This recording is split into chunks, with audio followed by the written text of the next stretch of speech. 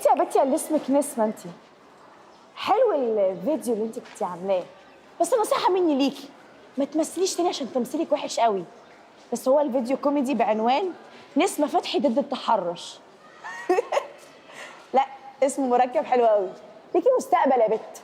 ده مش تمثيل يا حيلتها، دي كاميرات العمارة هي اللي صورت، وصاحب العمارة هو اللي نشر الفيديو. بالله عليكي كفاية بقى غل وحقد مني كده، ها؟ يا صفرة يا سرم، ها؟ صحيح نسيت أسألك سؤال يا بت، هو انتي ما شفتيش نفسك يا بت وانتي غوريلا؟ ازاي بس ما شفتيهاش؟ ده انا تعبت في الصورة دي اقسم بالله، دي كسرت السوشيال. بس اقول لك على حاجة احقاقا للحق يعني، الغوريلا طلعت احلى منك بكتير يا بت. عسل قوي، زي ابوكي واختك بالظبط، دمكم خفيف. عايزين بقى كل يوم فقرات جديده. اه صح، انا امبارح كنت عايشه مع اختك في حاله خطر وهي بتنط من فوق الكوبري. وي.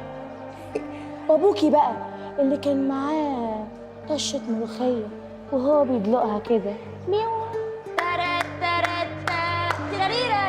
اتدلقت وبقى مهزأ قوي جدا. مهزأ؟ مين ده اللي مهزأ يا بت؟ انت اتجننتي؟ اتجننتي في مخك يا بت؟ ابويا مهزأ يا بت؟ تعالى انا هوريك يا بت يا بت بالله. محدش يعرف نفسي ولا ايه؟ ده انا هوريك يا بت. انا اللي هرد عنك. نفسي ولا ايه؟ ده انا هوريك يا بت. اسمع الكلب. يا بت شايف انا هوريك يا بت. عينك. يا واطية يا واطية يا معفنة، ابويا اشرح من اللي خلفوكي، سامعة ولا لا؟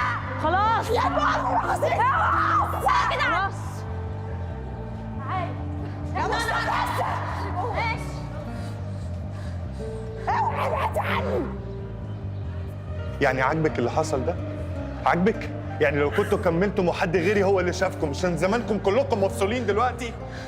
انا ما شفتش هم عملوا فيا ايه بس هم بهدلوني اقسم بالله. افسرها يا مستر، اقسم بالله البنت دي بتشر عليا، اقسم بالله افسرها يا مستر، هي اللي عملت كل حاجه. أنا نفسي تعقلي، نفسي تطلعي بره المشاكل دي كلها، نفسي تلمي شعرك ده. انت مش سامعني يا مستر؟ بقول لك انت ما شفتش هم عملوا فيا ايه؟ هم اللي ضربوني. بطلي تدخلي روحك في المشاكل.